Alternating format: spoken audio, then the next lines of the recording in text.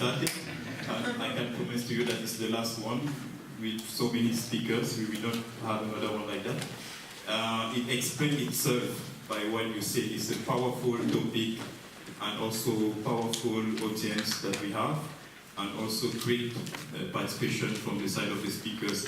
My name is Jean-Paul Safana. I will have to hold my name plate like that all the time, or Margot will help me. I'm from Cameroon and I work with the International Association for the Advancement of Innovative Approaches to Global Challenges. It's very long, you have to take a break and continue. And also with the Commonwealth Youth Climate Change Network and AVD, Action Vital pour le Développement Durable. And I am with Margot Jobin. Hi everyone, I'm with the international network called Climate, so you can see in the top left-hand corner. Today we're going to try to speak a little bit on how we can involve youth and make them, bring them to action. We have a lot of people around the table, and the good thing is that we don't have only young people, so that means that maybe we have ideas coming from less young generations, and that's a really good sign. If we have to talk about young people involved in the UNFCCC, we have to talk about Youngo, the young constituency to the UNFCCC, and for that we have Timothy Damon. That's the North focal point for Youngo this year, and I'll leave him to tell us a bit more about what Youngo is and how it can help in youth involvement.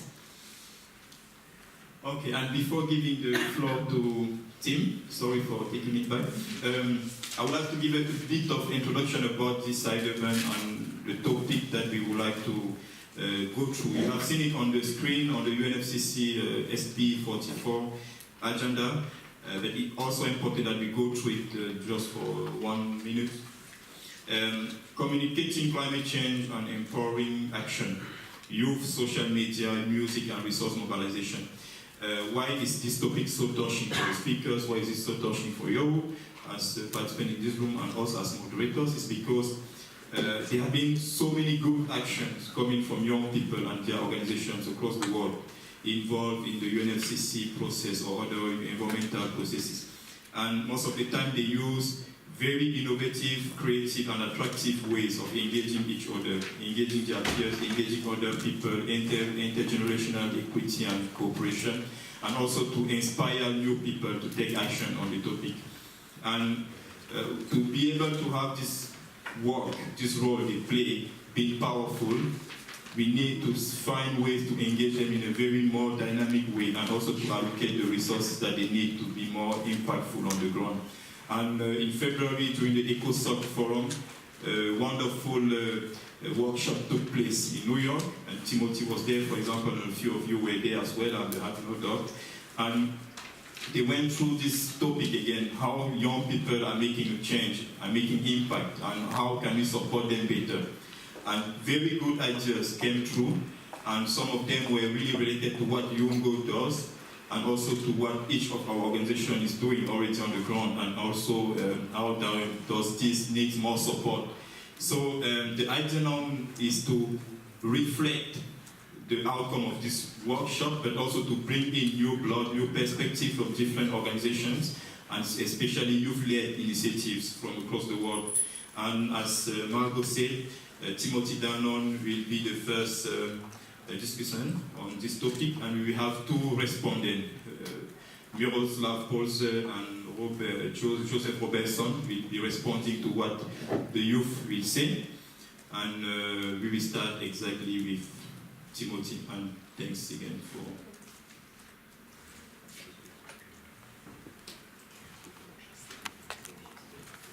Well, thank you very much. As said, I am focal point from the Global North. We also have a Global South focal point for Youngo. And in that context, I will be talking about youth engagement and empowerment within the UNFCCC space. Obviously, it's also important to do it at all levels, national, local. But Youngo is a network of NGOs that are coming to engage with this process, although many of them do that work domestically at home as well. So we have in Youngo 3 main proposals that we're working on for this topic. The first of these is to enhance the visibility of youth in this process by having a youth pavilion at the annual Conference of Parties. You know, we figure countries have their pavilions, why shouldn't the global youth have a pavilion as well? because even though there are many young people in attendance, they aren't necessarily visible. You don't know where to go to find them, and it makes it much more difficult for them to showcase their work, to engage with other parties and stakeholders. So it's a very simple remedy to have a dedicated space within the conference venue that would host myriad youth events instead of having them scattered around in side event venues through the normal process. And it would also really help Youngo to work better itself, because consistent meeting space, more flexibility in what we're going to do. So it would really make a big difference.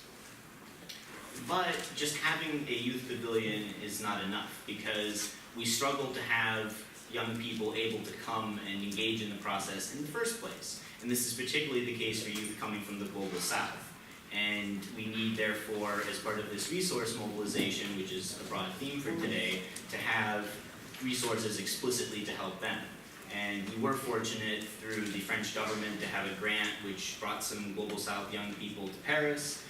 Other governments have supported us sporadically in the past, but it hasn't been done in a consistent, reliable manner.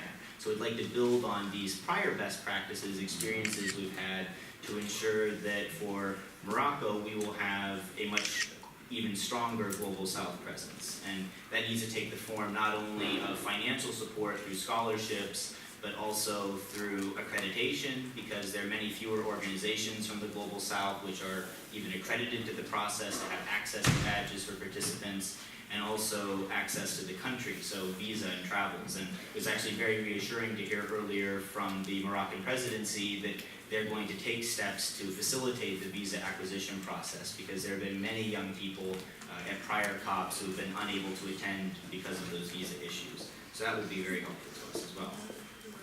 And then our third topic is on official youth delegates being included on all parties. And currently there are a few countries such as the Netherlands, Finland, Belgium that have these youth delegates, but there's, again, not a consistency in what those programs look like, and that's a very small number of parties. And young people as observers, we don't have access to most of the real negotiations which are happening. And the successes that we've had getting Article 12 on education into the convention, my own work with getting intergenerational equity into the preamble, all of that was very hard fought, and more hard fought than it needed to be, because we didn't have access to the actual text in the negotiations except through these very limited number of youth delegates with party badges and relying on countries to be our champion in the process. And if we really are talking about empowering and including young people, so many of us are coming here, we need to be able to translate that input into the process, and youth delegates are the best way to do that. But it also is a two-way street in that you can then engage the young people back home in those countries much more effectively if you have a well-informed young person in this process who can go back and explain it to them and break it down in a way that is also a theme of this event, more understandable to them and more relatable. And just having it delivered by another young person makes a world of difference in that. And would it be much more inspirational? Oh, well, if this young person can be involved at that level and do all of these amazing things and understand what's going on, then yeah, I feel more empowered to be able to contribute as well. So we'll be inviting parties to sign a declaration on the youth delegate area. We're already initiating discussions with the Moroccan presidency and other parties about youth pavilions, and we'll be looking for resource mobilization to support Global South attendance as well. And with that, I'm at my 5 minutes and I'll hand things off, but Youngo is very pleased to invite your collaboration. Thank you so much.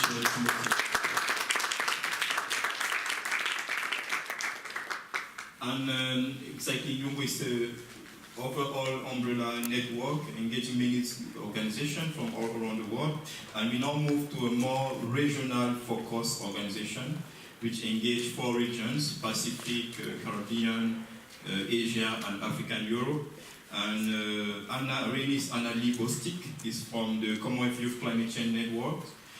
She works as an advocate for climate change and especially the interest of this network, and she also does a lot of blogging. She's a Commonwealth Youth correspondent on a platform that is called Your Commonwealth.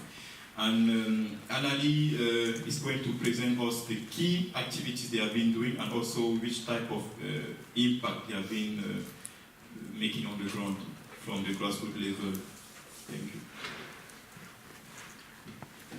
Okay, good afternoon, everyone. And as Jean-Paul said, I'm from representing the Commonwealth Youth Climate Change Network. I'm very delighted to be here with you today. Also, as a Commonwealth correspondent and a communication specialist by profession with specific research interest in climate change, I'm especially excited to speak on this topic because it's something that I practice every day, and I think is a very important aspect to look at when you're addressing climate change, because it's not, everyone just can't come and look at a document and understand exactly what's going on in UNFCCC. So we have to find a way to communicate it to average citizens and to actually young people as well. As a citizen from Barbados, this also is very important because, as Tim said, the global south, as it's termed, don't always have the access to attend events or to have access to information. So finding ways to engage young people, even ones who are in remote areas, is especially important. For the CYCN, the aim is to mainstream the youth perspective within climate change policy discussion and discourse. And we understand that the world needed an ambitious agreement, but that agreement will not be effective if the youth are not involved, if the youth are not engaged. At the end of the day, we're talking about the future, and if you don't include the voices of that same future, then it's pointless. We must have a say in what that world is going to look like, and we must take decisive action, lead the charge in order to get to that position. In the Commonwealth, the youth are already taking key steps in addressing climate change. Through the CYCN, for example, members participated in COP17, COP21, Rio +20, the 2014 CIDS conference as well, and participated in a way that made a difference. It wasn't just to go and observe, but to actually engage and to actually put forward solutions to problems. And we published reports and recommendations that we thought as young people were needed. With the support of the Youth Division of the Commonwealth Secretariat, young people are also actively engaged in terms of communicating about climate change. So as John Paul said, we have a blog, Your Commonwealth, and through this blog, that's where young people go and they engage about many different areas of interest, but specifically environment and climate change, as we're speaking about today. We have a lot of young people who have been following the UNFCCC processes and also at the local level and are able to report on what's happening at home in the 53 Commonwealth states and how what's happening in UNFCCC is impacting them and how they propose going forward. For example, the CIDS Youth AIM Hub, which is a CYCN member from Mauritius, they launched a project in 2014 on social media that was called Seeing Blue Project. By using the hashtag Seeing Blue, they were able to disseminate information with the intention of encouraging young Mauritians to know and care about the marine environment. And the project also included an essay competition. We had people who were sending in blogs, sending in videos, which were so dynamic, it was simply overwhelming. And that's the kind of work that the CYCN wants and tries to encourage. This is not just about coming out and engaging at a global level or even a sub-regional level, but it's to have a trickle effect at a local level within the Commonwealth itself. For me, as a Commonwealth correspondent, I honestly believe that it has to start from a very young age. If we can instill behavioral change at a young age, then we have a chance to actually have a lifestyle change. Because as much as you can have a policy, you can have agreements, if people don't take a conscious decision to actually make a change, then nothing is going to change. So we have to start with our very young people and train them to live an environmentally conscious life. But in order to do this, we also need education, we need training, we need capacity building. There also needs to be access to information, and that's not always the case. Access to information means we also have to be able to communicate this information. And therefore, we need to be able to find ways to reach our young people. Sometimes it might be something as simple as terminology. They may not identify with climate change, they may not identify with the term environmental protection, and it's not that you can just say a one-size-fits-all term is going to work. You have to look at the specific country, the specific region, and determine what is the best way to reach those young people. And I also want to say that if we can come together as young people and decide that we are not just going to sit idly by and inherit a planet that is so damaged by climate change that we can't see a viable future for ourselves, then we need to sit down and really think, what are we really doing? What are we really going to school for? What are we really doing all these things for? Because at the end of the day, we need to be able to stand up, take action, and we can't expect people, older generation, to just do it for us. We have to be able to take a stand and just encourage everyone, encourage our peers, encourage people at school, our families, to take decisive action in combating climate change. So the CYCN is trying to do this on the ground by helping and facilitating regional work, helping and facilitating youth coordinators to have an impact in their local communities.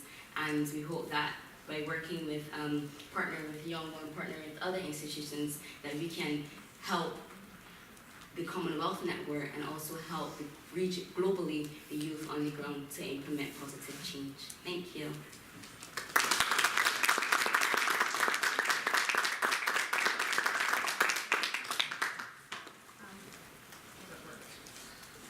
I'm always very moved when I hear that people are acting all around the world, especially when they look younger than I am, and I'm just like, I wasn't doing that earlier in my life. The good thing is, when we want to take action all together, we have sometimes people that are listening to us and are coming to our actions. I'm thinking about Adriana, that came to COI 11 last year, and I think you had a good time. I mean, you came to visit us over there, and we had a good time having you over there. You're specialized in education, mainly, some other topics, but young people, you deal with us a lot. What would you respond to our call for action?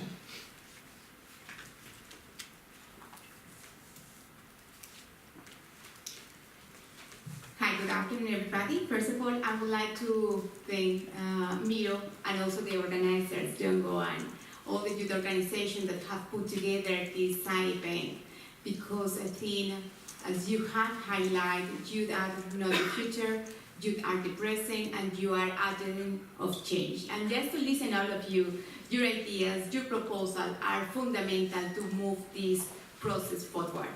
I would like to share with you some of the actions that we as the UNFCCC Secretariat are promoting to enhance the participation of youth people in climate action.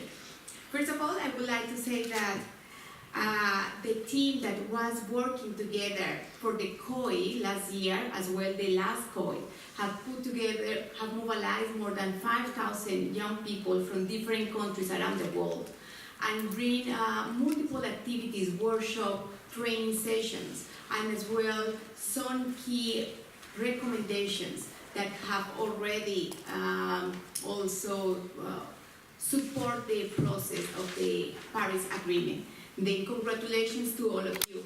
But also, as you are participating at the international level, also you are making a big change at the local and the national level. I would like to mention that every year parties have recognized the key role that young people play in climate action, and for that, parties adopted the Doha World Program in 2012 that highlight the importance of empowering the new generations to take action on climate change. It is the Doha World Program on Article 6 of the Convention, and there are 6 areas that you already have mentioned: education, training, public access to information, public participation, and international cooperation. This year is an opportunity because parties are undertaking the intermediate review of the Doha World Program, and these ideas that you are suggesting, you can bring directly to the negotiators because they will have some recommendations how this world program will continue from 2016 to 2020. These some of the proposals that Timo shared was part of the submission of Django and other youth organizations, and these submissions are available on our website. Regarding the negotiations started yesterday, the informal consultations. Parties started exchanging good practices, and the negotiations will continue on Saturday. And you are welcome to discuss with your delegations about your ideas and your proposals. And as Timo said, Django has proposed to have a youth pavilion. I really encourage you to talk to your delegates, to talk to your every country, to bring these proposals because they are the ones that can really support. I think that the long-term transformation, we need to invest in education, we need to invest in youth. As this is the largest generation of young people, and many are from developing countries, and I think that it's fundamental to empower them. I wanted to share with you what we have done together at COP21 and why it is a good practice and how it could help to inspire others. Paris Agreement has one article dedicated to education. It's Article 12 that talk about education, training, and public awareness. And I wanted to highlight that young people work together with different party delegates to make possible that this article is part of the Paris Agreement. Then well done and congratulations. But as well, there are multiple activities that every year take place during the COP and before. For instance, the COI and the Young and Future Generation Day. This video will show you what you have also done in Paris.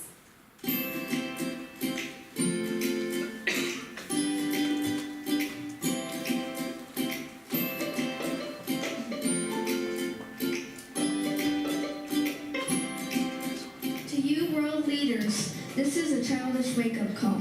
So we are here to give you the world's simplest lesson in climate change.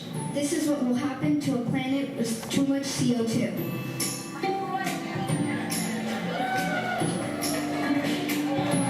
I am very touched by your decision to choose this message for your t-shirts, because from the point of view, these three are not separate chapters, because there is a very, very compelling mandate, but there's also an imperative. There's a moral imperative, there's a technical imperative, there's a financial imperative, there is a political imperative, and finally, there is a generational imperative here. And from your point of view, these three are not separate chapters, they do come together, and they come together now. Thank you for this very nice opening of Youth Day. I know we're going to be having many other activities today that I very much look forward to. Okay, your presence at the COP is important to remind us all, but it's also what you're doing at home, because that is where the rubber hits the ground. That is where you can really make a true difference. So thank you for both. Children are the future, and it's for them and for their children that we are here and that we work 24 hours a day to try and secure an ambitious climate agreement here in Paris. And we are writing history.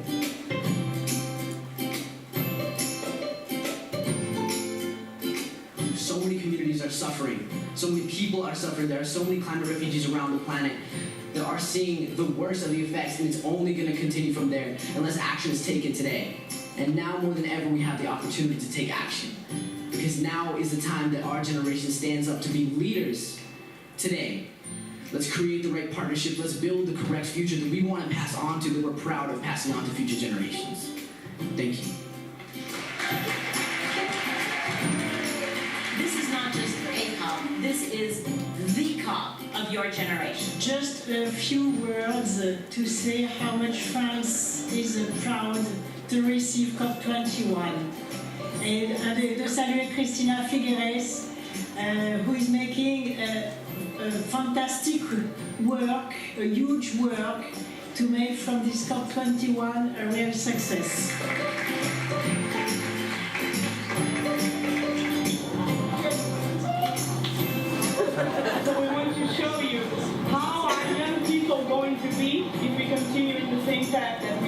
right now. Was that dead? Yeah.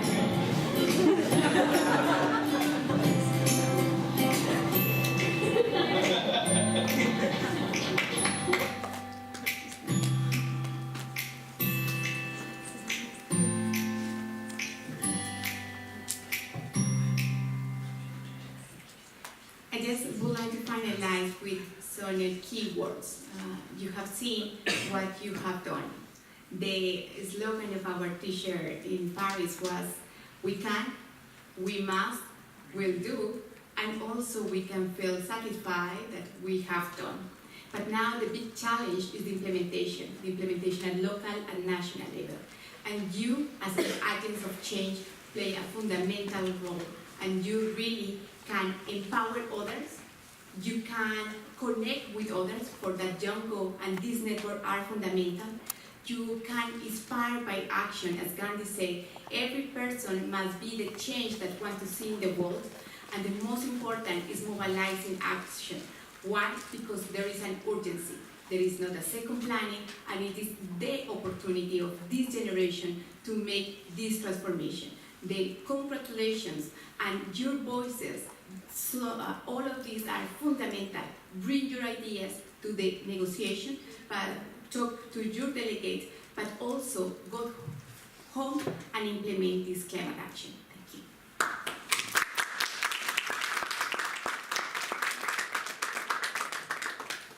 Thank you so much, Adriana.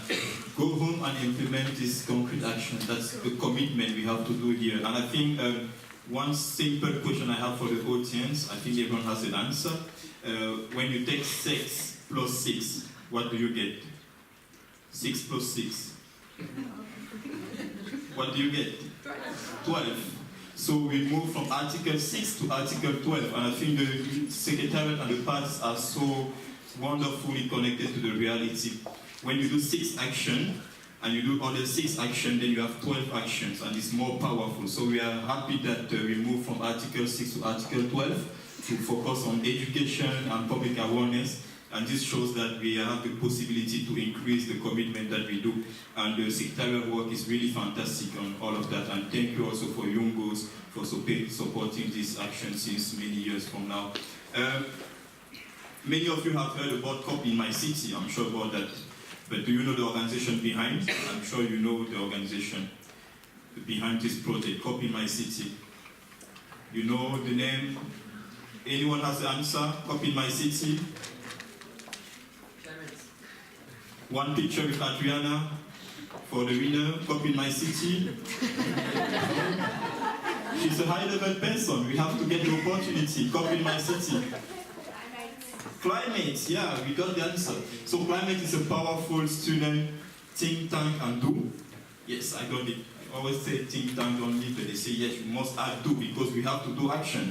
And what they have been doing since 2, 3, 4 years from now is just powerful. 5 years, I remove one, sorry for that. So since 5 years, climate is engaging students, young people around the world, and they make change. And Margot was telling to us that they are thinking about moving from engagement for global advocacy to concrete action at national level. And Climate will be happy to show you some powerful social media communication ways they have been developing to engage young people in COP21 advocacy, and also how they were so connected to the reality of everything we do in our daily life. And when you see the messages they were sharing, you were connecting it to what you do, and you were understanding the message behind. I was really impressed by this when I saw it, and many of us probably didn't have that opportunity. So I will invite Yann Leceste and Margot Jobin to present this powerful project from Climate and how they were able to use social media and communication to reach out to people, especially young people, in terms of climate change. And thank you for taking the floor. Thank you for setting the audience expectations so high. So Climate is an international think and do tank with members in more than 30 countries, mostly developing countries or non-Annex 1 countries, as we can say here. At the very beginning, our members know that climate change is a global issue, that this issue will affect them personally and their generation as a whole, and they want to do something against climate change. But they may not know how to start, and this is our job. Climate mission is to provide youth the tools they need to become a change maker on climate change. We invite our members to join one of our research projects on key climate change issues, such as communicating with an innovative manner on climate change, but also we have also projects about climate finance, about climate migration. But this is only one of the aspects of climate. We are also a do tank, which means we use the result of our research project to implement concrete action project. I would like to highlight two of our projects, City and Enough City. City is a serious game organized to raise awareness about UNFCCC talk. Basically, we propose during a few hours 20 to 30 participants to become a party. They can play, I don't know, China, India, the US, Saudi Arabia, actual parties of the UNFCCC, and during the 2 or 3 hours, they must respect the real party guidelines. And all the participants must find an agreement to limit the global warming to 2 degrees Celsius. Each party will propose figures to reduce their greenhouse gas emission.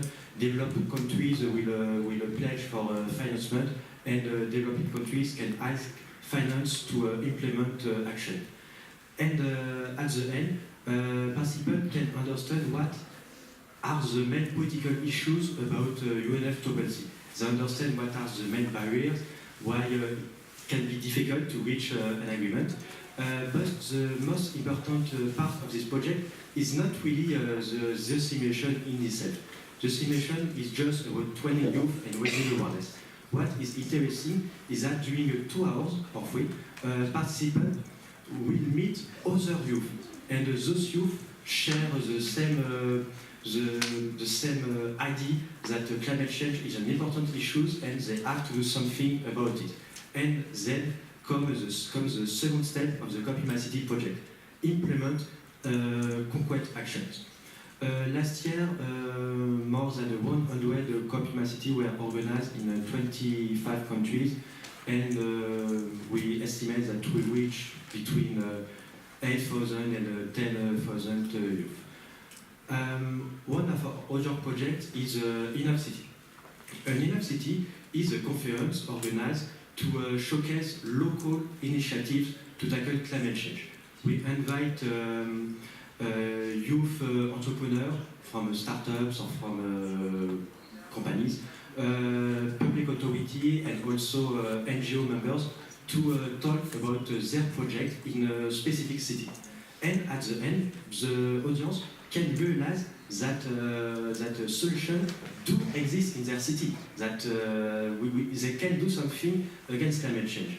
And the best part is when the participants think, well, I realize that so many initiatives exist, that they work, and I want to launch my own project to be part of this global fight against climate change. I'm going to speak a little bit more about what we do on a more local level. What we saw during the COP in My City presentation is that getting the global issue is important. Then we want to take action on a local level because it's easier to reach out to people around you than to people that are far away. But in climates, we're trying to reach out to people who are really far away. And the good point is that we have developed communication projects, not just research projects on climate change, but we're trying to see how we could reach out to those people that are very far away, either because they're on the other end of the globe or just because they don't really know about climate change. So last year during an intersession in Bonn, actually, we launched the Climate Nerd Chronicle that you can see on the left of the screen. Well, the idea is to use any geeky references you can have about Star Wars, Alice in Wonderland, or even just Batman or Superman, to try to explain and reach out to young people on what does it mean to work on climate change and on climate talks. This was met with a lot of great responses, and we tried to develop it a bit more. We're trying to see who is using those geeky references today, and also how we could impersonate climate change as supervillains that we saw a little bit earlier. And the idea is you're going to think of what a bad climate change effect and make a supervillain out of it, and how you can destroy it and be your own climate superhero. And that works pretty well, but we're not showing you supervillains today because they're going to be unveiled in a month for Climate Nerd Anniversary. So if you want to stay tuned, you should go to our website. As well, when we wanted to reach out, Adriana mentioned it a little bit earlier, we co-organized the COI last year, COI 11 in Paris.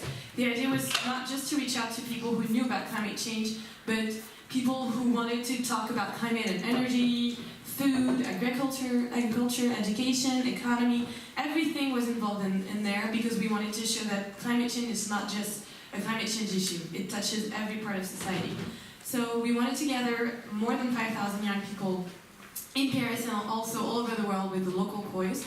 We had 8 local COIs outside of Paris, which helped us mobilize around 8,500 young people all over the world for 3 days, which is a big number when you know that during the previous COI, only 1,000 young people were able to make it to Lima. So we just wanted to not just reach out through internet, but also mobilize them on a local level. And that inspired Climates to have also local branches in order to just reach out to local communities and say, you can fight climate change in your own way, you can mobilize people in your own way, and it's just up to you to get together and think about what you can do. So we have a local branch in Mali, stop me if I'm saying anything stupid, and we're thinking of having a second one in Nepal, where there's a lot of very motivated young people from Climates. But to get to those people, we also need to help out the COI organizers from this year, which are the COI 12 organizers. And I know that Jan gathered a lot of intel from last year and can tell you a bit more about what we would recommend from COI 11 to COI 12. Yeah, just a few words on COI 12. COI 12 will organize the week before COP22 in Marrakesh from Thursday, November 3rd to from Thursday, November 3rd to Saturday, November 5. They expect several thousand youth to attend COI 12, like COI 11 last year, and there will be also a local COI in various countries, but I don't know exactly which one. This year, COI 12 will be organized by 6 Moroccan-based organizations, and the Climates is just here to share our experience from last year, but we are not part of the organizing committee. That's why I was asked to give an advice to COI 12 organizer during this conference. My advice will be the following. They will realize that organizing a COI is an exciting work, but also a very, very tiring task. They will have a lot of emails, a lot of short nights, and sometimes they can feel like it doesn't fit because it's so much work. But I think they have realized that their future audience expectation is very high, and they can achieve something really, really big. COI 12 can be an opportunity to organize a youth mobilization right before COP22 and to gather youth from all over the world and to use their energy to create something big, to empower youth, to train them, and to give them the tool to realize their own mobilization when they will be back to their native country. And what I would suggest to COI 12 organizer is to always keep in mind why they are doing this. And I think they know that all their work will worth it when they will see the result in November. I agree, short nights, but it's worth it. Speaking of international youth, I think we have Michael coming all the way from China to tell us a bit more about what he does with the Youth Think Center, if that's correct. Can you tell us a bit more? Okay, thank you, the moderator, and thank you, the organizer, to invite me here. My name is Michael Xu, and I come from China. Now I live in Paris, but before we worked for 4 years to engage Chinese youth into climate action. And I will give just 2 cases about like how Chinese youth engage in this kind of climate action and public affair. One is our first program held in 2012, and another one is the recent case in 2015 in Paris. So, and I will also give some reflection on our experience to compare with the different ages cases. And the first one program we did is our firstly participating in the global music context, which is initiated by IAI, and it's to celebrate for the Real Past 20 in 2012. And we need to use Chinese social media to engage Chinese youth into this campaign. And we use a tool called Chinese Tutor, which is called Weibo, and so that young people can directly upload the video, their music work to on the social media, and invite their friends to transfer and share this kind of the great work. And this kind of the mechanism is very innovative at that time.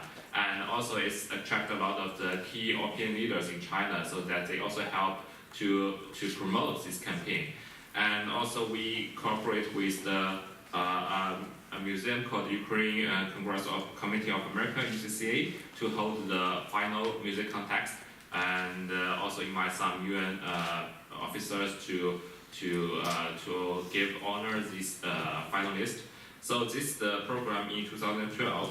And in 2015, we cooperate with the United Nations Millennium Campaign to promote the My World program, My World campaign in China, which is to let young people choose which kind of the options like climate change, poverty, security, peace, this kind of issue, which one is their most top preference among these 17 sustainable development goals. And this is also for Chinese youth, the first time they can choose directly what they really pay attention among the sustainable development issues. And we finally get over 200,000 participations, which is also the top 10 largest participation in the world. And how do we achieve this? We use new technology which is called WeChat, and we cooperate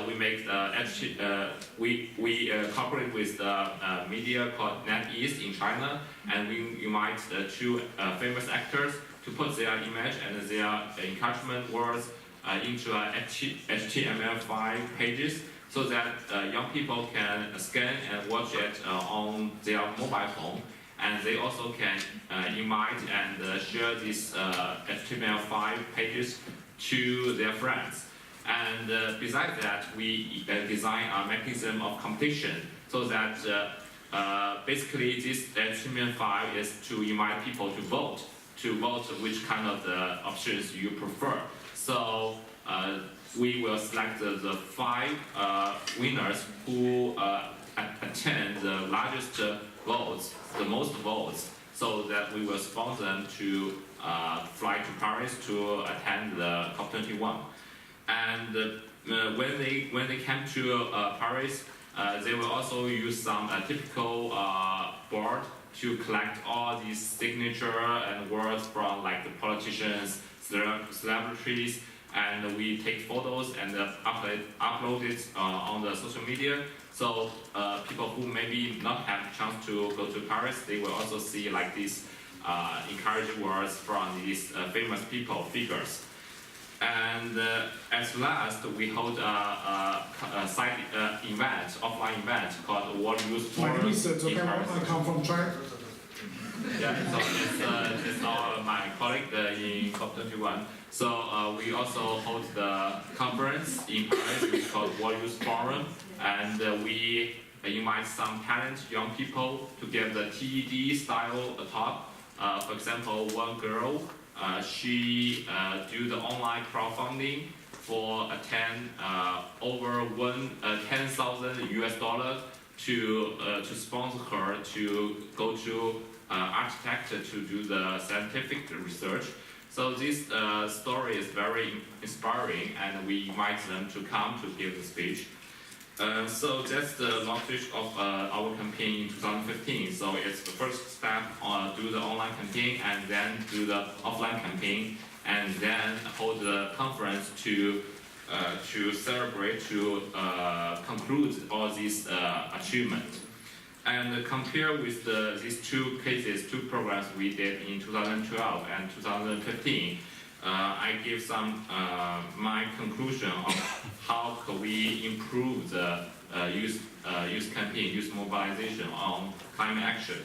So first thing is to use the new latest technology to help us to promote better these campaigns, like the HTML5, like the virtual reality. This new technology is very easily approached to young people. So it's better to attract, to be eye-catching. The second thing is to if we want to raise the public awareness, we try to mobilize the resource of the key opinion leaders. Especially in China, there's a lot of the key opinion leaders who have like over millions or millions fans in their social media, and they are very willing to help young people to promote or share their programs. And the third thing is empowerment, because in 2012 we always design these programs for young people and tell them what shall you do, and you just follow the schedule and the timetable. But in 2015 we